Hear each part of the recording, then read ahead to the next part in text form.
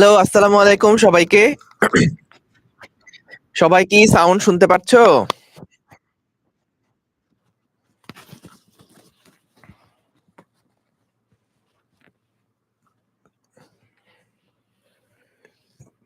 Sound শুনতে পাচ্ছ কিনা, দেখতে পাচ্ছ কিনা একটু জানাও।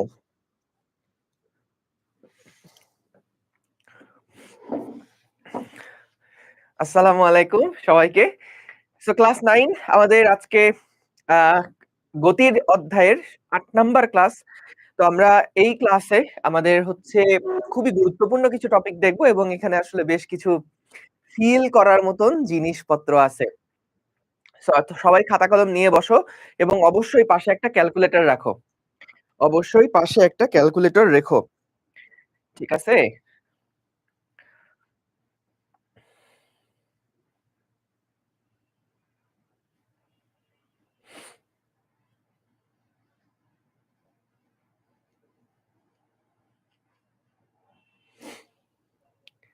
সবাই কি সাউন্ড ঠিকঠাক শুনতে পাচ্ছ কিনা, দেখতে পাচ্ছ কিনা একটু জানাইও। সাউন্ড ঠিকঠাক শুনতে পাচ্ছ কিনা, দেখতে পাচ্ছ কিনা স্ক্রিন একটু জানাও।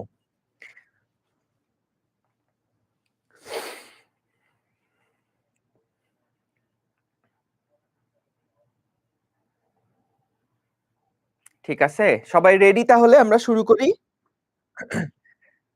সবাই তাহলে রেডি আমরা শুরু করব? ঠিক আছে। ক্লাস 9 তোমাদের একটা কথা বলি।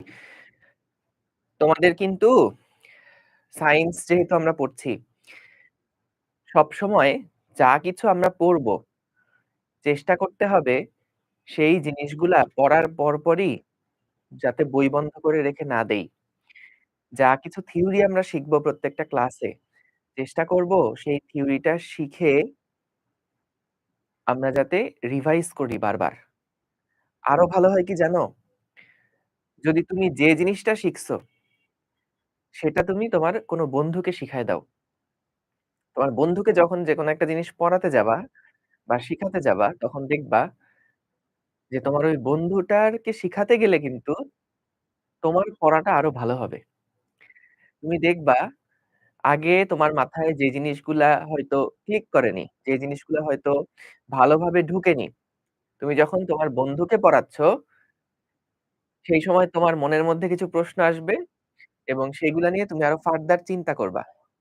সায়েন্স ভালোমতো বোঝার জন্য, পড়ার জন্য কিন্তু এই চিন্তাটাই বেশি গুরুত্বপূর্ণ, বুঝছো?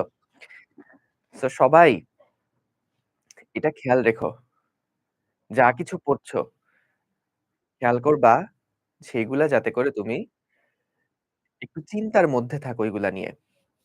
হয়তো পড়া শেষ, তারপরে এগুলা নিয়ে একটু ভাবলা। সবচেয়ে ভালো হয় যদি কোনো বন্ধুকে এই জিনিসটা শিখায় দাও। হ্যাঁ? শিখায় দিলে যেটা হবে যে ওদেরকে পড়ানোর মাধ্যমে তোমার কনসেপ্ট দেখবা আরো স্ট্রঙ্গার হবে। ঠিক আছে? ফ্রেন্ড নাই, তাহলে আর কি করবা? তাহলে দেখো বাসায় কোনো ছোট ভাই-বোন আছে কিনা? যদি তাও না থাকে তাহলে নিজেই নিজেকে পড়াও। এইটা তো সম্ভব যে তুমি যে জিনিসটা এমনভাবে প্রেজেন্ট করবা, ধরো যা কিছু তুমি জানো এমনভাবে প্রেজেন্ট করবা যে তোমার কাছে মনে হবে তোমার সামনে তুমি বসে আছো, তুমিই তোমাকে পড়াচ্ছ। বুঝতে পারছো? ওকে, রাইট। নিজেই নিজেকে পড়াবা। ঠিক আছে। সো চলো তাহলে আমরা শুরু করি। ঠিক আছে। ওকে, চলো বিসমিল্লাহ। আমাদের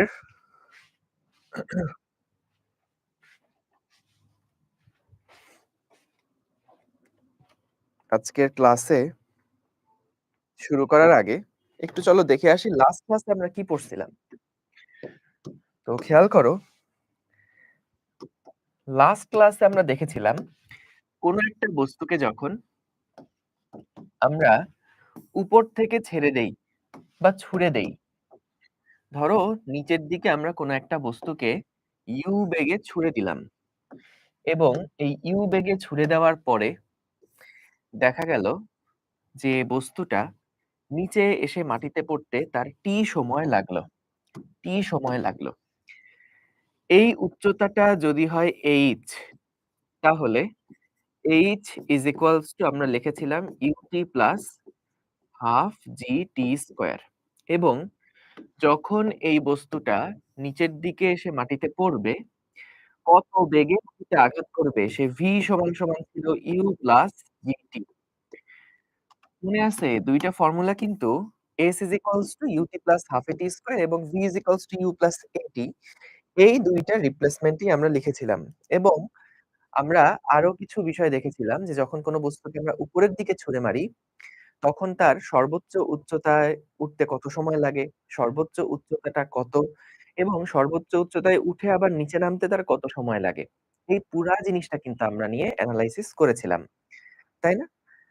সো আমরা আজকে উপরে নিক্ষিপ্ত বস্তুর ক্ষেত্রে আরো বেশ একটা দারুণ জিনিস এক্সপ্লোর করব।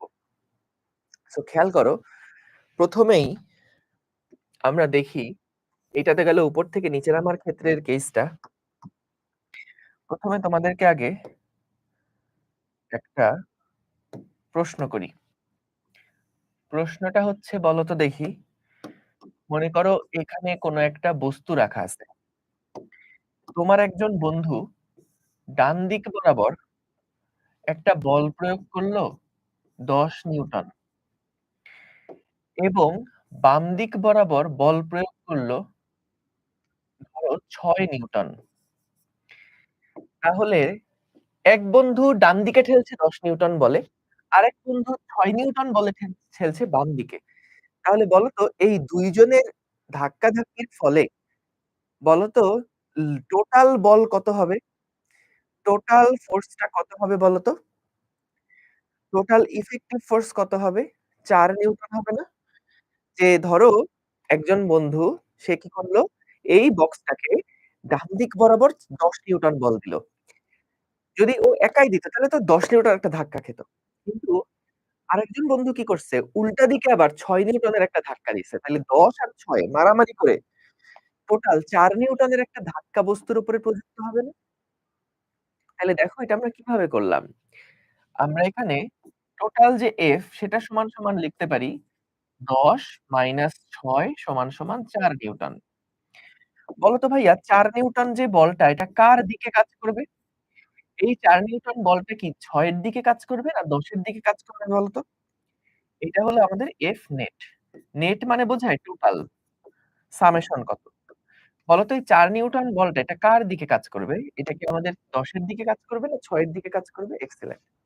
১০ এর দিকে আমাদের এখানে ৪ নিউটন বল কাজ করবে না? বুঝতে পারছো? ঠিক আছে? ঠিক আছে। সো তাহলে দেখো যে আমরা এখান থেকে এইটা তো বুঝলাম। আরেকটা প্রশ্ন করি। মনে করো সেইম কেস। এইবার যেটা হলো যে ডান দিক বরাবর মনে করো কোনো একটা বস্তুর উপরে কেউ একজন F1 বল প্রয়োগ করছে, আর কেউ একজন F2 বল প্রয়োগ করছে। তুমি জানো না কোনটার মান বেশি, কোনটার মান কম। যদি টোটাল বল বের করতে চাও F নেট সমান ২ টা কি যোগ করবা নাকি বিয়োগ করবা? যেহেতু বিপরীত দিকে বল কাজ করছে, তাহলে অবশ্যই বিয়োগ করব। একদম আগেরটার মতন যে যেমন ১০ থেকে ৬ বাদ দিয়েছিলাম, এখানে ঠিক তেমনি F1 থেকে F2 টাকে আমরা বাদ দিলাম। F নেট যেটা টোটাল বল যেটা সেটা সমান হচ্ছে F1 মাইনাস F2 তাই তো? সাপোজ আমি এখান থেকে যদি পজিটিভ রেজাল্ট পাই তাহলে বলো তো লব্ধি বলটা বা মোট বলটা কোন দিকে কাজ করছে? আর যদি আমি রেজাল্টে ২ টা বিয়োগ করার পরে যদি আমি নেগেটিভ বল পাই, তাহলে বলো তো লব্ধি বল বা টোটাল বলটা কোন দিক বরাবর কাজ করছে? সো দেখো এই ২ টা ক্ষেত্র নিয়ে একটু চিন্তা করে বলো তো দেখি। যদি আমাদের লব্ধি বলতে টোটাল ফোর্স যে একজন দিচ্ছে ডান দিকে ১০ আরেকজন দিচ্ছে বাম দিকে ৬। ১০ আর ৬ মারামারি করে কতটুকু বেঁচে থাকবে? ৪ নিউটন বেঁচে থাকবে না? সো ৪ নিউটনটাকে আমরা বলছি মোট বল বা লব্ধি বল, টোটাল বল। যেমন ধরো একটা বস্তায় ১০ কেজি চাল ছিল। সেখান থেকে ৬ কেজি চাল তুলে নিলা। তাহলে মোট কতটুকু চাল আছে? কি করছো? ১০ থেকে ৬ বাদ দিছো। ৪ কেজি চাল আছে। অনেকটা এরকম। ১০ নিউটন বল কাজ করছিল একদিকে, অন্যদিকে ৬ নিউটন। টোটাল বল কত? ১০ থেকে ৬ বাদ দিলে ৪ নিউটন। তাই তো? তাহলে দেখো, এই যে আমরা যখন F1 মাইনাস F2 করব, আমি এখানে জানি না যে F1 টা বড় নাকি F2 বড়। সাপোজ। তাহলে বলো তো F1 মাইনাস F2 করার পরে যদি আমি দেখি যে বিয়োগফলটা প্লাস আসছে, তাহলে বলো তো আমাদের টোটাল বলটা বা মোট বলটা আসলে কার দিকে কাজ করছে? যেমন এখানে ১০ মাইনাস ৬ করার পরে ৪ পাইছিলাম। তোমরা বলছিলা যে ভাইয়া ৪ নিউটনটা তাহলে এই ১০ এর দিকে কাজ করছে। ৪ নিউটনটা তাহলে ১০ এর দিকে কাজ করছে টোটাল বলটা। তাহলে যদি আমরা F1 মাইনাস F2 করে পজিটিভ পাই, তার মানে কি বুঝবে? তার মানে কে জিতছে আসলে বলো তো এদের মধ্যে মারামারি করে কে জিতছে? এর সামনে তো ভাইয়া মনে, মনে একটা প্লাস চিহ্ন আছে, তাই না? এর সামনে তো মনে, মনে একটা প্লাস চিহ্ন আছে। F1 এর সামনে তো মনে, মনে একটা প্লাস চিহ্ন আছে। তাহলে প্লাস F1 মাইনাস F2 তাইলে ২ জন মারামারি করে কে জিতছে? F1 জিতছে। এই কারণেই তো দেখো F1 এর সামনে যে সাইন ছিল সেই সাইনটা প্রাধান্য পাইছে। তার মানে এখানে কিন্তু লব্ধি বলটা বা মোট বলটা কিন্তু এই সাইনটা দেখে আমি বলতে পারবো মোট বলটা হচ্ছে F1 এর দিকে। F1 এর দিকে। আচ্ছা।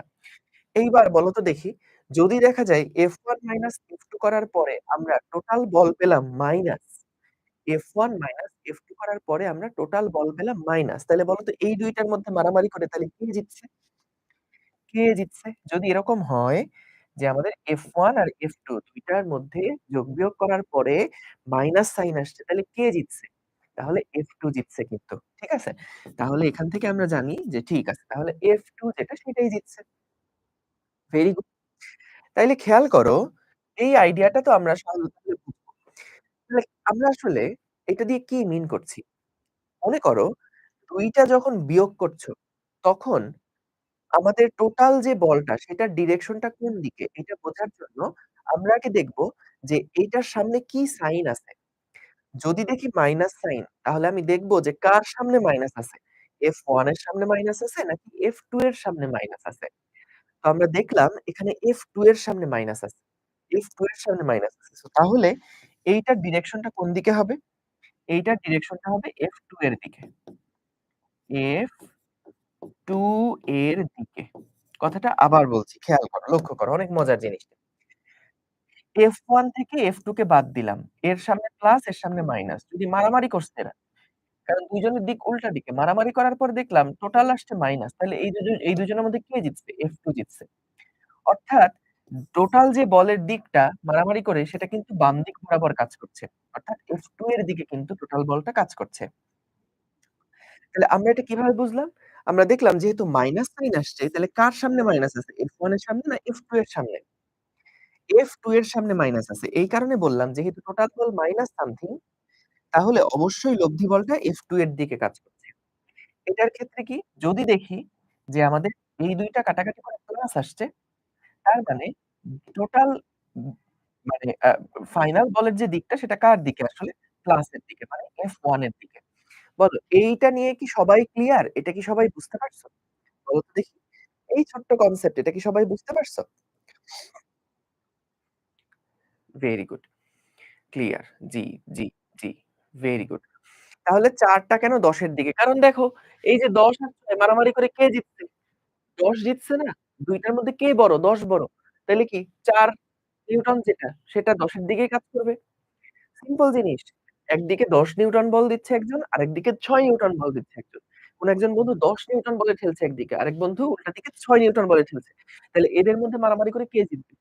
১০ জিতবে। কতটুকুতে জিতবে? ৪ নিউটনে জিতবে। যেমন ধরো একটা ক্রিকেট ম্যাচ। একজন দল একটা দল রান করছে ২০০, আরেকটা দল রান করছে ১৯০। তাইলে ১ম দলটা কত রানে জিতছে? ১০ রানে জিতছে না? ঠিক ঐরকম জিনিসটা। যে একজন দিছে ১০ নিউটন, আরেকজন দিছে ৬ নিউটন। ২ টা মারামারি করে টোটাল বল কত? টোটাল বল হচ্ছে ৪ নিউটন। কার দিকে? ১০ এর দিকে। বুঝছো? তাহলে একদম সিম্পল এই জিনিসটা। Very simple. তাইলে আমরা এটা যেটা বুঝলাম দেখো, যদি একটা বল বড় হয় আরেকটা বল ছোট হয়, একটার সামনে প্লাস দিব, একটার সামনে মাইনাস দিব। দেওয়ার পরে যদি দেখি যে টোটাল বলের সামনে প্লাস আসছে, এই ২ টা কাটাকাটি করে প্লাস আসছে। তার মানে বুঝবো কি? যে এখানে কে জিতছে? F1 জিতছে। অর্থাৎ Fnet এর ডিরেকশনটা হলো F1 এর দিকে। সিম্পল। যদি দেখি যে একটা বিয়োগ একটা উল্টা দিকে করার পরে যোগ-বিয়োগ করার পর দেখলাম মাইনাস আসছে। মাইনাস আসা মানে বুঝবো মাইনাস সাইন কার সামনে ছিল? F1 না F2 এর দিকে? F2 এর দিকে। তাহলে Fnet এর ডিরেকশন মাইনাস এর দিকে। চলো আমরা কিছু এক্সাম্পল এ যাই তাহলে আরো ক্লিয়ারলি বুঝতে পারবা। তো দেখো খুবই মনোযোগ দিয়ে খেয়াল করো। আমরা যখন মনে করো কোন একটা বস্তুকে ধরো উপরের দিকে ছুঁড়ে মারলাম। কোন একটা বস্তুকে ধরো উপরের দিকে ছুঁড়ে মারলাম। উপরের দিকে ছুঁড়ে মারলাম। যখন উপরের দিকে ছুঁড়ে মারলাম মনে করো এই ইউ এর মান হচ্ছে ৫০ মিটার পার সেকেন্ড। কোন একটা বস্তুকে উপরের দিকে ৫০ মিটার পার সেকেন্ড বেগে আমরা ছুঁড়ে মারছি, হ্যাঁ? তো যদি ৫০ মিটার পার সেকেন্ড বেগে ছুঁড়ে মারি তাহলে দেখো বস্তুটা মনে করলাম উপরের দিকে তো যাচ্ছে। ইউ এর ডিরেকশন উপরের দিকে। বলো তো দেখি জি এর ডিরেকশনটা কোন দিকে? জি সমান 9.8 মিটার পার সেকেন্ড স্কয়ার। এই জি এর ডিরেকশনটা কোন দিকে বলো তো? জি কোন দিকে কাজ করে? জি কাজ করে নিচের দিকে, তাই না? জি কাজ করে কোন দিকে? নিচের দিকে। এটা আমরা আগের ক্লাসেও কিন্তু দেখছি। যত উপরের থেকে একটা বস্তু পড়ছে, যত নিচে নামে তার বেগ বাড়তে থাকে না? গুড। তাহলে বলো তো আমরা যখন এখানে H এর সমীকরণটা লিখব, H is equals to UT half GT square. তোমরা বলো তো এই ইউ এর ডিরেকশন যেদিকে, ইউ এর ডিরেকশন কোন দিকে ছিল? ইউ এর ডিরেকশন ছিল উপরের দিকে। আর জি এর ডিরেকশন হচ্ছে নিচের দিকে। তাহলে ২ টা ডিরেকশন কি একই? না ২ টা ডিরেকশন আলাদা, আলাদা? আলাদা, আলাদা না? তাহলে বলো তো যদি আমি ইউটি এর সামনে পজিটিভ সাইন দেই, জি এর ডিরেকশন যেহেতু ইউ এর উল্টা দিকে, তাহলে জি এর সামনে কি সাইন দিব বলতো? জি এর সামনে কি সাইন দিব বলতো? মাইনাস দিব। এক্সেলেন্ট। মাইনাস দিব। আচ্ছা। এইবার আসো আমরা একটা দারুণ কাজ করব। আমরা এবার একটা দারুণ কাজ করব। তোমরা সবাই একটা টেবিল এঁকে ফেলো আমার সাথে। সেই সাথে একটা ক্যালকুলেটর নিয়ে বসো। একটা ক্যালকুলেটর নিয়ে বসো কিন্তু। ঠিক আছে? একটা ক্যালকুলেটর নিয়ে বসো। এটা হলো ১ টোটাল ১২ টা ঘর করবা। টোটাল ১৩ টা ঘর। ২, ৩, ৪, ৫, ৬, ৭, ৮, ৯, ১০, ১১, ১২, ১৩। সো আমি বিভিন্ন সময়ের জন্য আমাদের উচ্চতাটা কত সেটা বের করতে চাই। সরণ কত এটা বের করতে চাই। তো t এর মান 0, 1, 2, 3, 4, 5, 6, 7, 8, 9, 10, 11, 12 আমরা টোটাল ১২ সেকেন্ড পর্যন্ত এই কণাটার সরণ কত সেটা বের করতে চাই। কথা বুঝছো? আমরা সরণ বের করতে চাই। তাহলে কিভাবে সরণটা বের করব দেখো। h বের করতে চাই যে টাইম যখন 0 সেকেন্ড তখন h কত? টাইম যখন ১ সেকেন্ড তখন h কত? টাইম যখন ২, ৩, ৪ এরকম সেকেন্ড তখন h কত?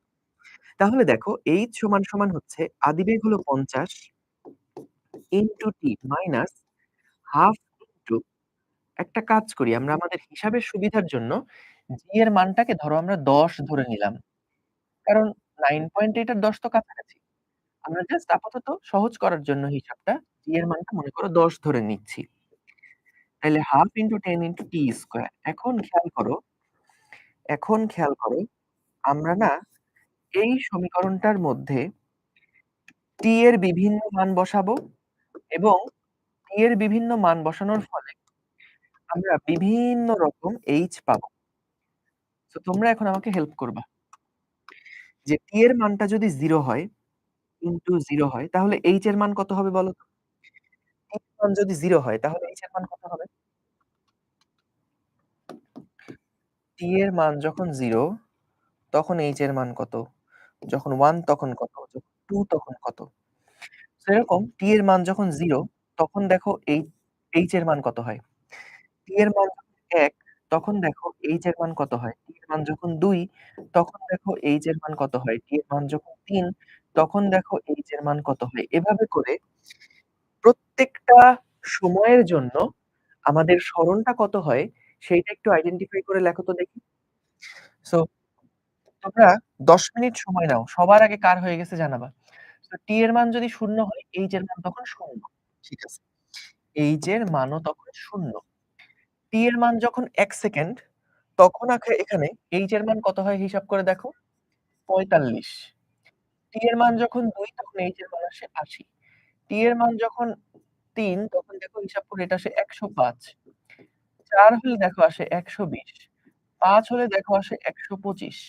দেখো তো এই পর্যন্ত ভ্যালু গুলা মিলায় বলো হয়েছে কিনা? আমরা বিভিন্ন সময়ে আমাদের বস্তুটার অবস্থান কোথায় বা সরণ কোথায় সেই সরণটা আমরা দেখছি। যে বস্তুটার বিভিন্ন সময়ে বস্তুটার অবস্থান কোথায় বা সরণ কোথায় সেইটা আমরা দেখছি। xt কিভাবে আসছে? xt কোথায় পেলা? t আর h তো সব জায়গাতে।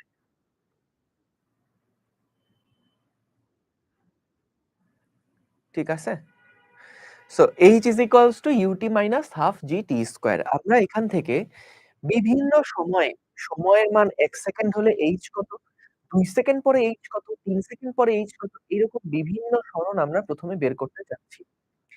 তাহলে g সমান ১০ আমরা ধরে নিয়েছি। আমিসা, g সমান 9.8 ই হবে। কিন্তু আমি ওই যে মুখে ক্যালকুলেশন করব তো 9.8 আসলে আসলে সংখ্যাটা একটু কেমন হিজিবিজি হয়ে যায়। এই কারণে আপাতত আমাদের মেইন টার্গেট হলো বুঝা। সো ভালোমতো বোঝার জন্য সংখ্যাটাকে আমরা একটু সহজ ধরে নিছি। এখানে দারুণ একটা ফিল পাবো আমরা একটু পরে। ঠিক আছে? xt কিভাবে আসছে এটা বুঝি। আচ্ছা xt বলতেছো কেন বোকা? এটা হলো ut।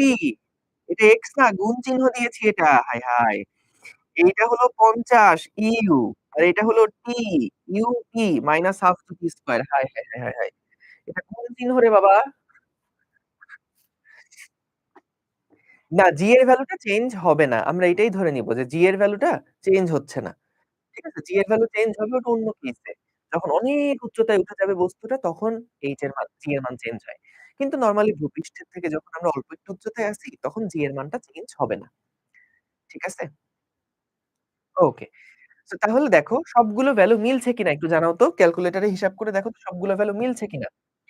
সবগুলো ভ্যালু মিলছে কিনা একটু জানাও তো? ঠিক আছে? না ২ এ ৯০ আসবে না, ৮০ আসবে। খেয়াল করে দেখো প্রত্যেকটাতে ভ্যালু বসাও। ৫০ দুগুণে ১০০ আর এখানে ২ দুগুণে ১০ দুগুণে ২০, ১০০ থেকে ২০ বাদ দিলে আমাদের ৮০ আসে। আয়াসির ফালতু কমেন্ট করো না। বুঝতে পারছি। Very good. এইবার বলো তো ৬ সেকেন্ড পরে দেখো তো হিসাব করে কত আসে? ৬ সেকেন্ড পরে চলো তো দেখি হিসাব করে কি আসে ভ্যালুটা? ৬ সেকেন্ড পরে হিসাব করে কি আসে বলো তো? ৬ সেকেন্ড পরে দেখো।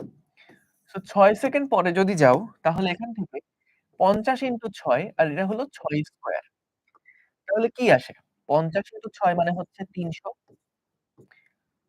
Minus ৫ into ৩৬। দেখো তো এটা হিসাব করে কত আসে?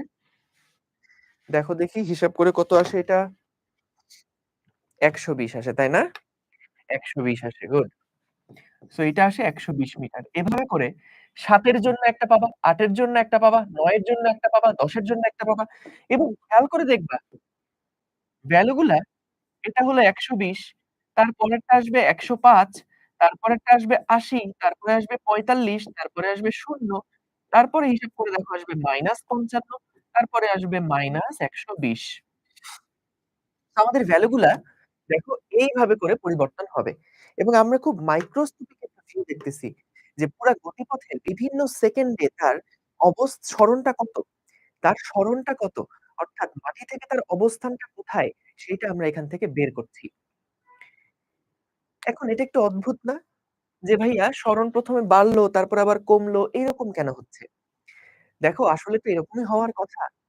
আমাদের যখন বস্তুকে আমরা উপরের দিকে ছুঁড়ে মারি, যখন একটা বস্তুকে আমরা উপরের দিকে ছুঁড়ে মারি, খেয়াল করো তো, ১ম এ বস্তুটা উপরে যায়, উপরে যায়, উপরে যায়, উপরে যায়। তার সরণ কোন দিক থেকে কোন দিকে থাকে? সরণ মানে হচ্ছে আদি থেকে শেষ। তাহলে এইটা হলো আদি বিন্দু, এইটা হলো শেষ বিন্দু।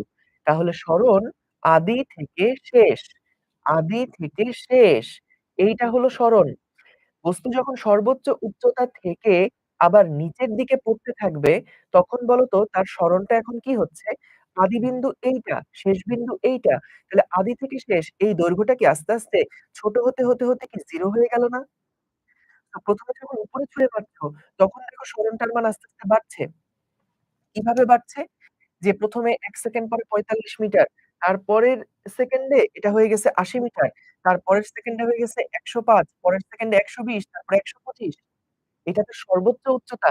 এরপরে গিয়ে ৬ সেকেন্ড পরে সে আবার ১২০, ১০৫ মিটার দূরত্বে আছে ভূমি থেকে। তারপরে ভূমি থেকে ৮০ মিটার, তারপরে ভূমি থেকে ৪৫ মিটার, তারপরে ০। এরপরে আসছে -৫৫। ভাইয়া বলো তো -৫৫ মানে কি বুঝবা? তার অবস্থান কি উপরে নাকি নিচে? নিচের দিকে। তাহলে নিচের দিকে সে এখন -৫৫ মিটার গেছে। ১২ সেকেন্ড পরে সে নিচের দিকে ১২০ মিটার দূরত্বে গেছে। তাহলে পুরা তার গতির মানে সরণ বলতে কি বোঝাচ্ছে এইটা কি তোমরা বুঝতে পারছো? এই সমীকরণে h কিন্তু দূরত্ব নির্দেশ করে না। h নির্দেশ করে কাকে? সরণকে। তাহলে উপরের দিকে সরণ আস্তে, আস্তে বাড়ছে, বাড়তে, বাড়তে, বাড়তে, বাড়তে সর্বোচ্চ। তারপরে কিন্তু সরণটা নেগেটিভ না। অনেকে আমরা ভুল বুঝি। অনেকে আমরা মনে করি উপর থেকে যখন নিচে নামছে তখন সরণটা মনে হয় নেগেটিভ। কিন্তু না, আদি বিন্দু তো ছিল ভূমি। তাহলে উপর থেকে যত উপরের দিকে যাচ্ছে সরণ পজিটিভ। এরপরে সরণটা নিচের দিকে নামতে, নামতে, নামতে, নামতে একটা পয়েন্টে 0 হয়ে গেল। তারপর আবার নিচের দিকে কিন্তু সরণটা বাড়তে থাকলো। ঠিক আছে? তাহলে খেয়াল করো যে আমরা এখান থেকে যেই সরণটা পাচ্ছি এটা হলো আদি থেকে শেষ। আদি থেকে তার অবস্থানটাকে আমরা এটা বুঝতে পারি। ঠিক আছে? তাহলে বলো তো আমরা যখন এখানে h সমান, সমান লিখছি ut minus half gt square. ঠিক আগেরটার মতন একটু চিন্তা করবা ভাইয়া। খুব সহজে চিন্তা করো। দেখো, বলো তো ১ম প্রশ্ন, u এর দিক আর g এর দিক কি একই দিকে? উত্তর জানাও তো কমেন্টে। u এর দিক আর g এর দিক কি একই দিকে? বলো তো? একই দিকে না, তাই না? আচ্ছা, তাহলে একই দিকে না থাকলে আমরা যখন h এর সমীকরণ লিখছি, তখন কি ২ টার সামনে একই সাইন দিব নাকি ভিন্ন, ভিন্ন সাইন দিব? বলো তো ২ টার সামনে কি আমরা একই রকম সাইন দিব নাকি আলাদা, আলাদা সাইন দিব? ভিন্ন সাইন দিব। তো একটা হবে প্লাস, একটা হবে কি? মাইনাস। আচ্ছা, এখন বলো তো ভাইয়া দেখি, যদি আমরা দেখি দাঁড়াও ১ টা মিনিট। হ্যাঁ, অপূর্ব ক্লাসে।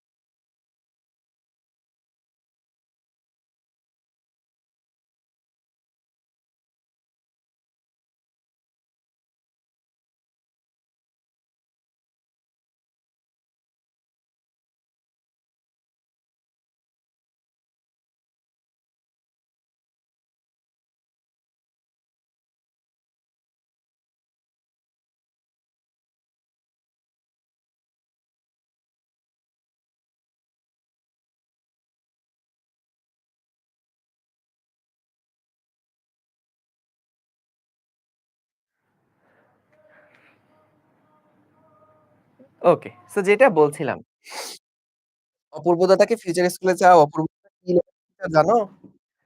অপূর্ব দাদা ইন্টারমিডিয়েট আর অ্যাডমিশন লেভেলে বস।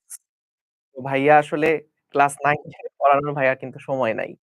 সো তোমরা বড় হও, যখন ইন্টারমিডিয়েটে উঠবা, তখন তোমরা অপূর্ব দাদার ক্লাস পাবা। বুঝতে পারছো? সো অপূর্ব দাদা কি লেভেলের বস তখন ক্লাসে উঠার পরে বুঝতে পারবা। ঠিক আছে? ওকে। সো দেখো, আমরা এখান থেকে দেখো h is equals to plus ut minus half gt square. So এইখান থেকে যেটা বলছিলাম খেয়াল করো যে তোমরাই বলছো ২ টার ডিরেকশন কিন্তু ২ টা ভিন্ন, ভিন্ন দিকে। হ্যাঁ? ২ টার ডিরেকশন কিন্তু ভিন্ন, ভিন্ন দিকে। একটা হলো u আরেকটা হলো g। তো যেহেতু ২ টার ডিরেকশন ভিন্ন, ভিন্ন দিকে তাহলে একটা হবে পজিটিভ আরেকটা কি হবে? নেগেটিভ হবে। আচ্ছা।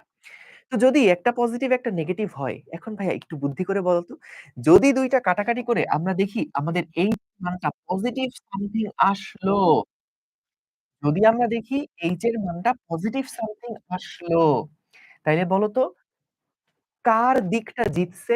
u এর দিক জিতছে নাকি g এর দিক জিতছে? বলো তো? কার দিকটা জিতছে বলো তো? u এর দিক জিতছে না g এর দিক জিতছে? u এর দিক জিতছে। আচ্ছা u এর দিকটা কোন দিকে ছিল? নিচের দিকে নাকি উপরের দিকে ছিল? বলো তো? u এর দিকটা কি নিচের দিকে ছিল না উপরের দিকে ছিল? u এর দিকটা কি নিচের দিকে উপরের দিকে ছিল, তাই না?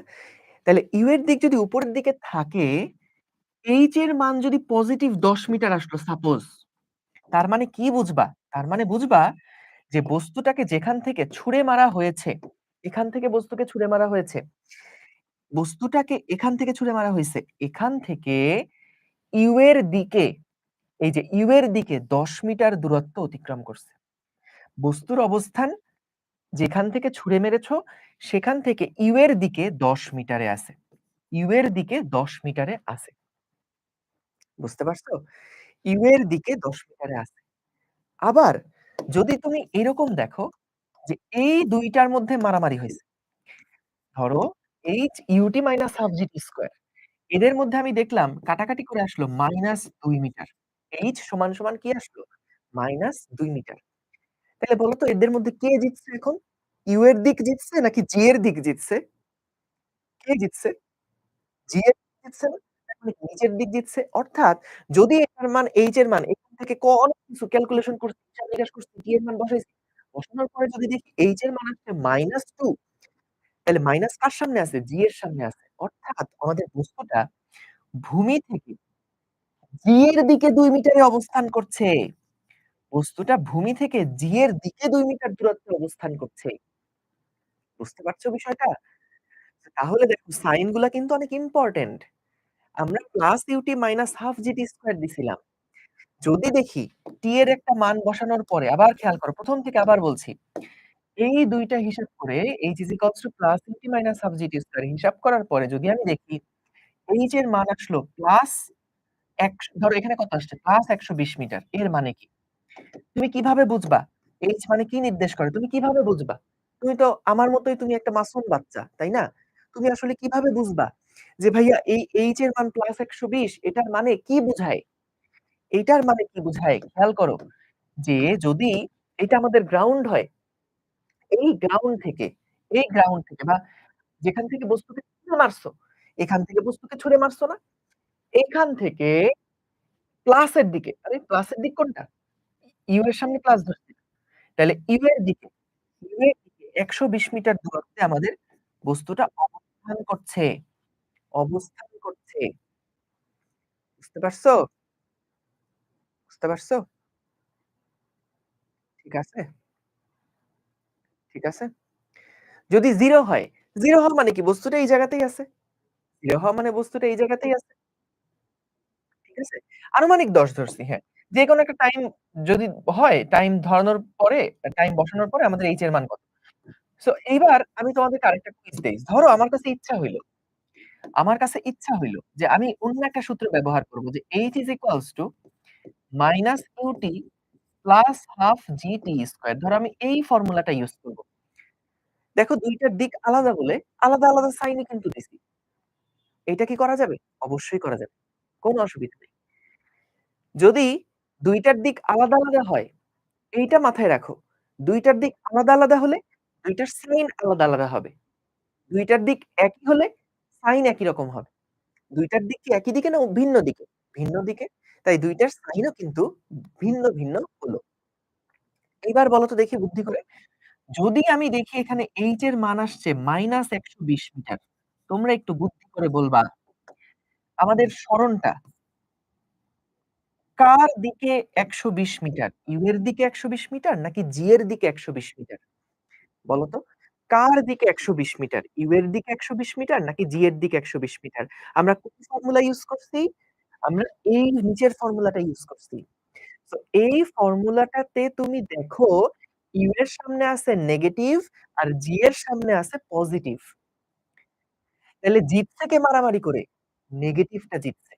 তাইলে যদি নেগেটিভটা জিতে, তাইলে ২ টার মধ্যে যদি নেগেটিভটা জিতে তাহলে কে জিতল? ইউ জিতল। অর্থাৎ বস্তুটাকে যেখান থেকে ছুড়ে মারছো সেখান থেকে ইউ এর দিকে ১২০ মিটার দূরত্বে অবস্থান করছে। বুঝছো?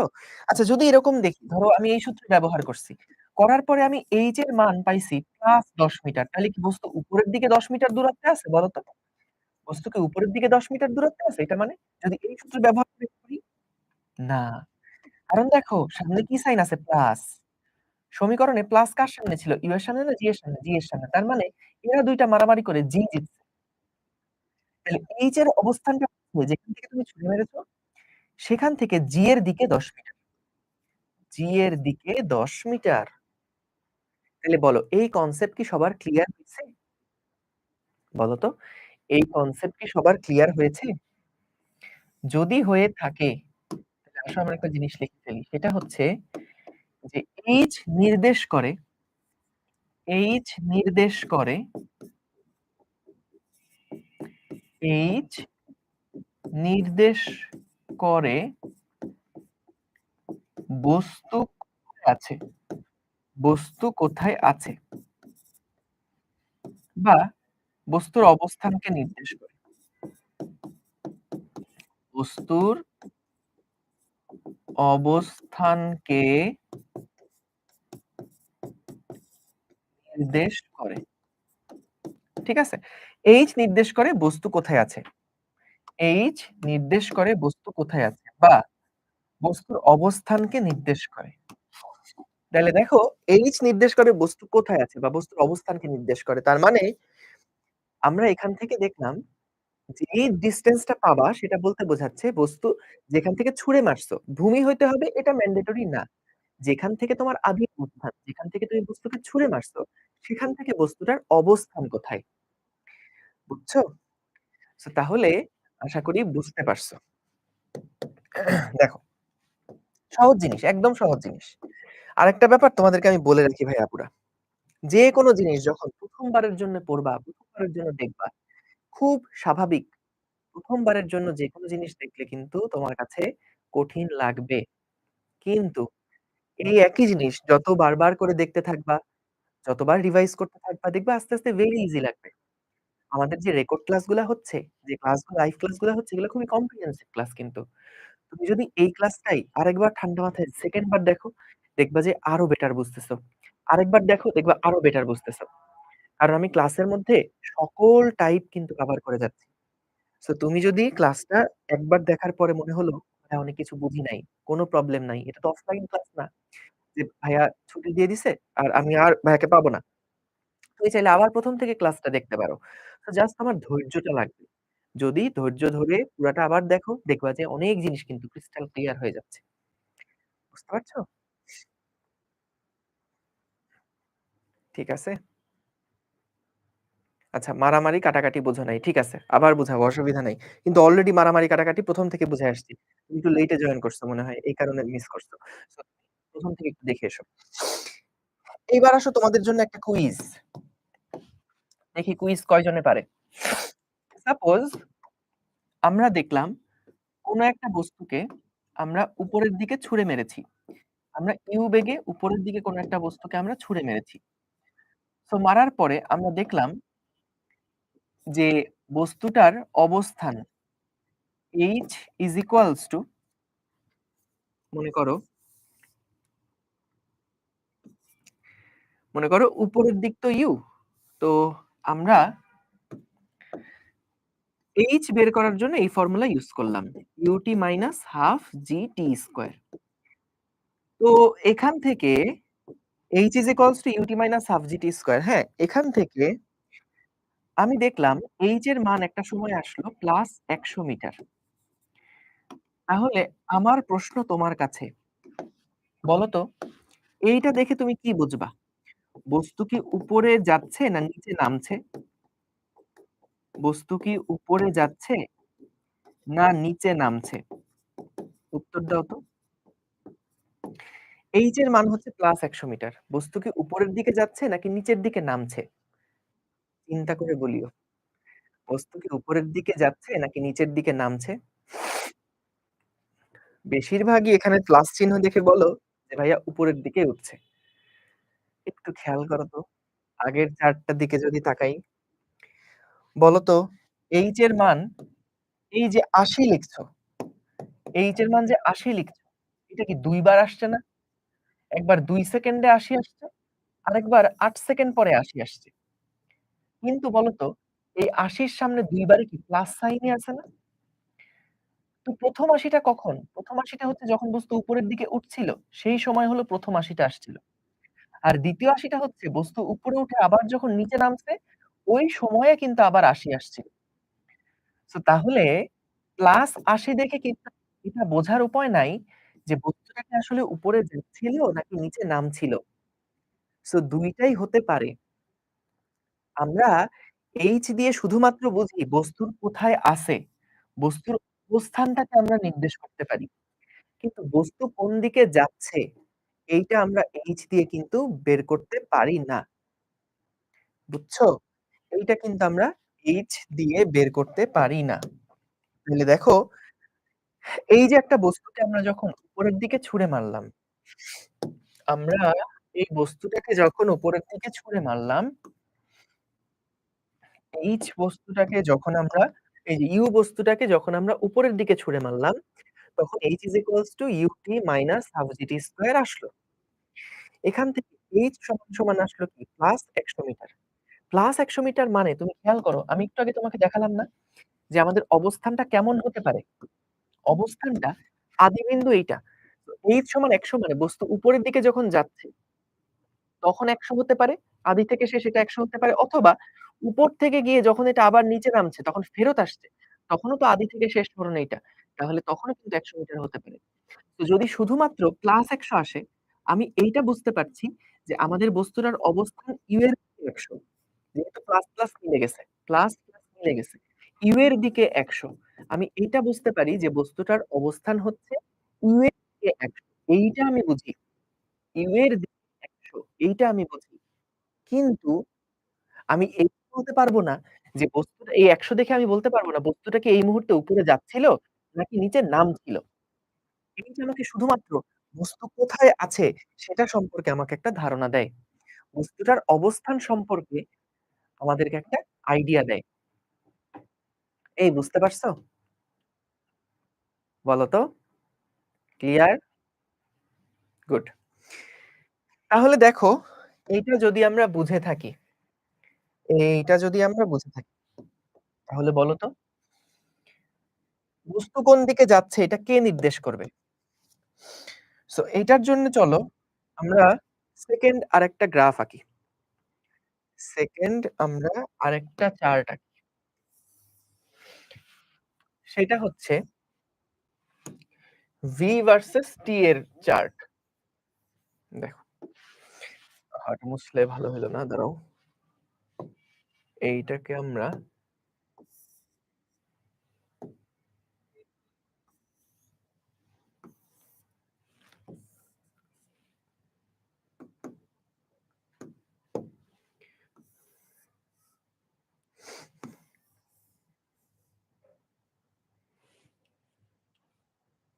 দেখো যে আমরা এইটা হচ্ছে মনে করো V অর্থাৎ শেষ বেগ।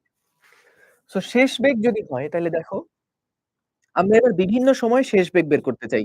সবার জন্য এটা ক্লাস ওয়ার্ক। করো তো দেখি যে টাইম সমান, সমান যখন 0 তখন শেষ বেগ কত? যেমন এখানে এভাবে বসাবা। ৫০ মাইনাস ১০ ইনটু টাইম এর মান 0 বসায় দেখবা V কত আসে টাইম এর মান।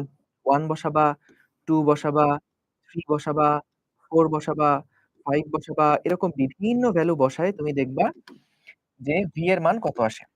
সেখানে 0 বসায় দেখো, 1 বসায় দেখো, 2 বসায় দেখো, 3 বসায় দেখো, 4 বসায় দেখো, 5 বসায় দেখো। সো প্রত্যেকটা ক্ষেত্রে v এর একেকটা মান বসায় দেখো তো কত আসে? v এর একেকটা মান বসিয়ে দেখো কত আসে।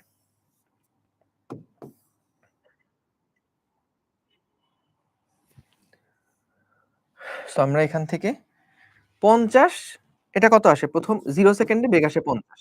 ১ সেকেন্ড পরে বেগ আসে ৪০, তারপর আসে ৩০, তারপর আসে ২০, তারপর আসে ১০, তারপর আসে ০। এরপরে এটা তো ৬ second, ৭ second, ৮ second, ৯ second, ১০ second, ১১ second. তাহলে দেখো তো ৬ সেকেন্ডে বেগ কত হবে? -১০, -২০, -৩০, -৪০, -৫০, -৬০। তাহলে খেয়াল করো, আমরা যদি এবার ভ্যালু গুলাকে বসাই, দেখো বেগ টাইম যখন ০ তখন বেগ ছিল ৫০। তারপরে ১ সেকেন্ড পরে বেগ হয়ে গেছে ৪০, ৩০, ২০, ১০, ০, -১০, -২০, -৩০, -৪০, -৫০, -৬০ এবং আরেকটা করলেও দেখব -৭০ আসছে। সো বেগের মানটা কিন্তু সময়ের সাথে কিভাবে পরিবর্তন হয় সেটা আমরা দেখলাম। বেগের মানটা, শেষ বেগের মানটা সময়ের সাথে কিভাবে করে চেঞ্জ হচ্ছে সেই জিনিসটা আমরা কিন্তু দেখলাম। তাই না? সেই জিনিসটা আমরা কিন্তু দেখলাম। তাহলে বলো তো প্লাস মানে কি? মাইনাস মানে কি? আসো। এটা আবার একই জিনিস। খেয়াল করো। খুব সহজ, খুবই সহজ। এই সহজ জিনিস না বুঝলে আবার ক্লাস 2 তে ভর্তি হয়ে যাও প্লিজ। দেখো b u gt বলো তো ভাইয়া, যদি এই ২ টার মধ্যে যোগ-বিয়োগ করার পরে ভ্যালু আসে +১০ তাহলে বলো তো বেগের দিকটা কার দিকে? বেগের দিকটা কার দিকে? u এর দিকে না g এর দিকে? বলো তো? যদি এটার রেজাল্ট আসে ১০ +১০ তাহলে এটা কার দিকে বলো তো? u এর দিকে। Very good. তার মানে +১০ যদি আসে তাহলে বুঝবো u এর দিকে বেগ u এর দিকে বেগ হলো ১০। আচ্ছা। যদি দেখো v এর মান আছে -৫ তাহলে বলো তো কি বুঝবা?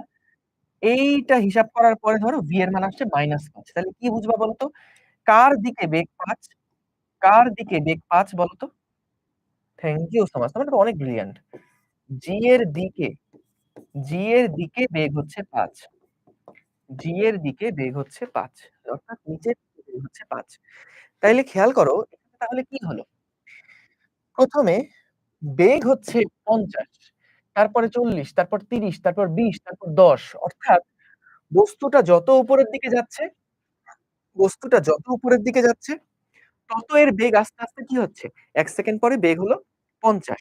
কত ৫০? প্লাস ৫০ অর্থাৎ ইউ এর দিকে ৫০ বা উপরের দিকে ৫০। ২ সেকেন্ড পরে বেগ হয়ে গেল ৩০। অর্থাৎ উপরের দিকে ৩০। ২ সেকেন্ড পরে বস্তুর বেগ উপরের দিকে ৩০।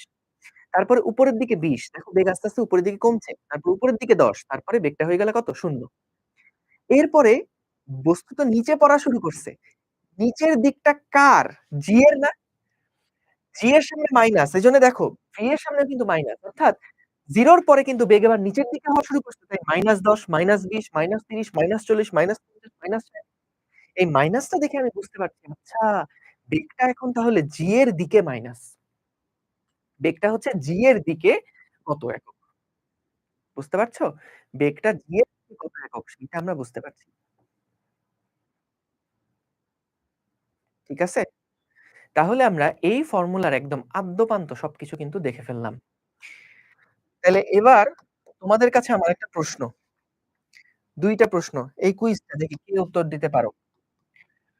দেখি কে উত্তর দিতে পারো। ধরো আমি দেখলাম এই ফর্মুলা ইউস করলাম। v u gt করার পরে দেখলাম v এর মান আসলো -৫০ বা ধরো আসলো যেকোনো একটা করলাম এটা আসলো -১২০।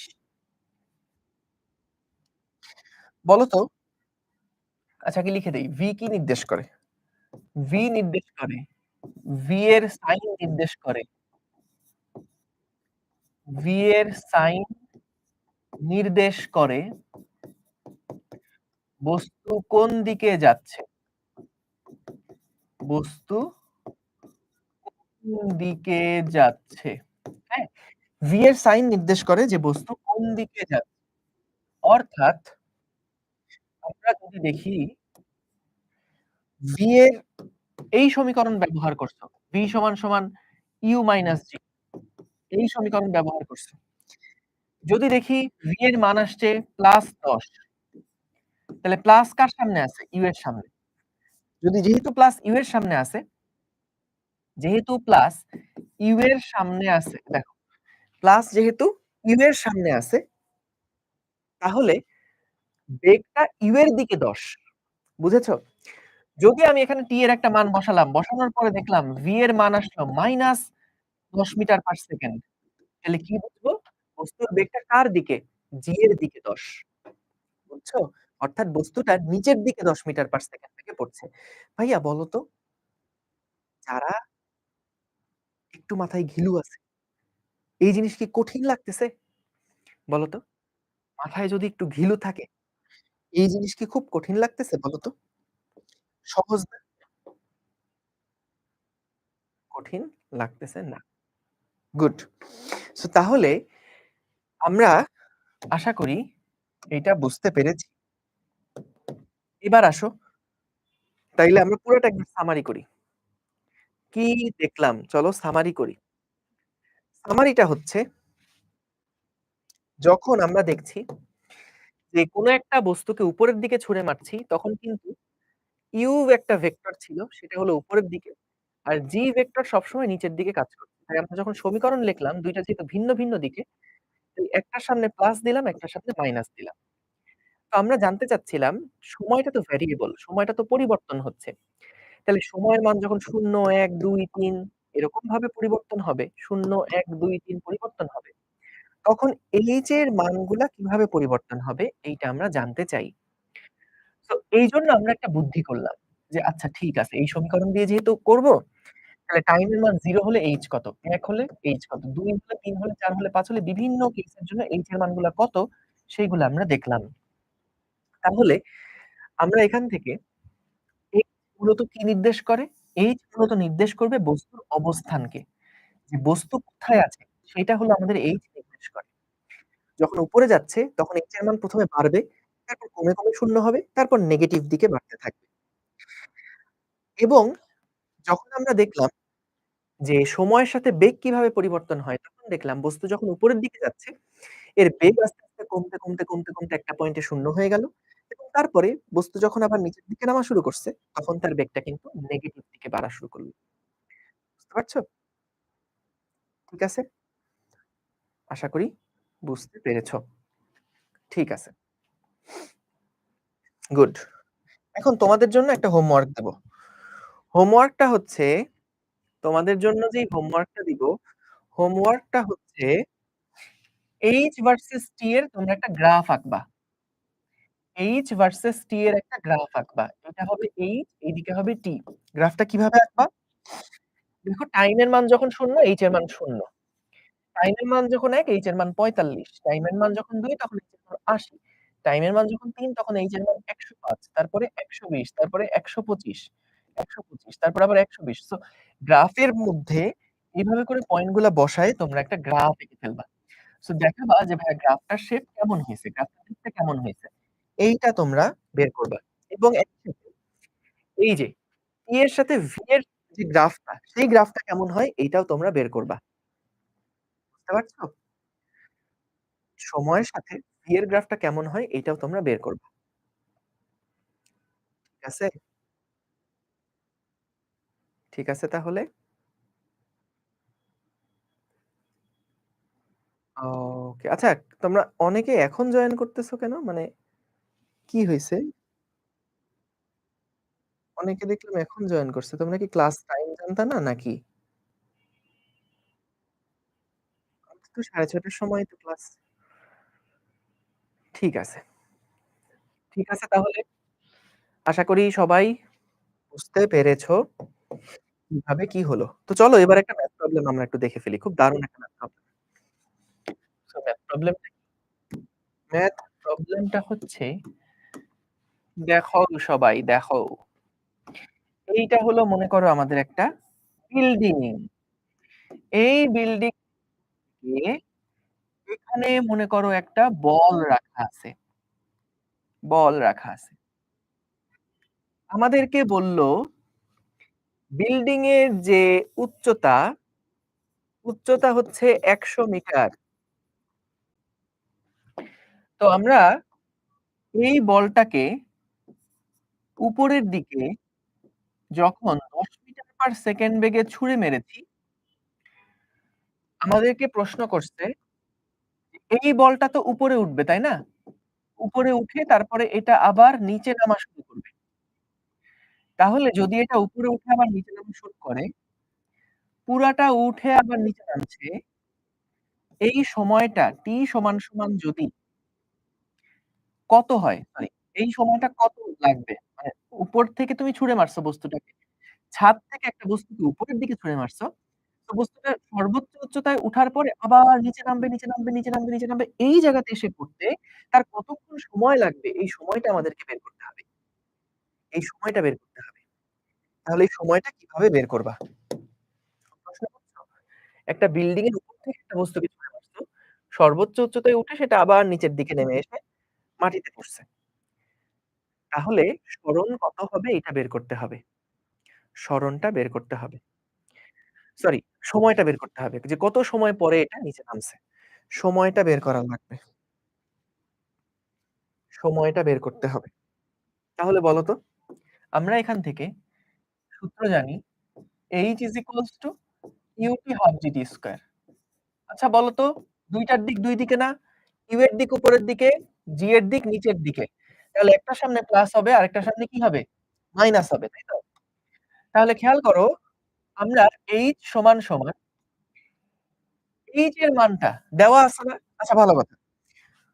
বলো তো, বস্তু যখন উপরের থেকে নিচের দিকে এখানে এসে নামবে তখন তার সরণ কোন দিকে? উপরের দিকে নাকি নিচের দিকে বলো তো? সরণটা কোন দিকে? সরণ কি উপরের দিকে নাকি নিচের দিকে?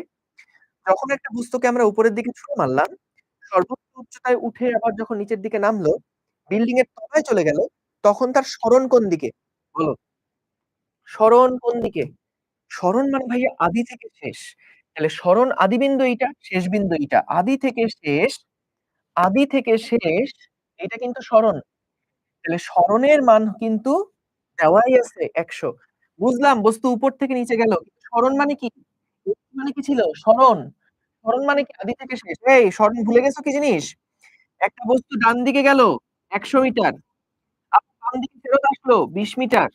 তাহলে সরণ কত? আদি থেকে শেষ ৮০ মিটার না? ভুলে গেছো?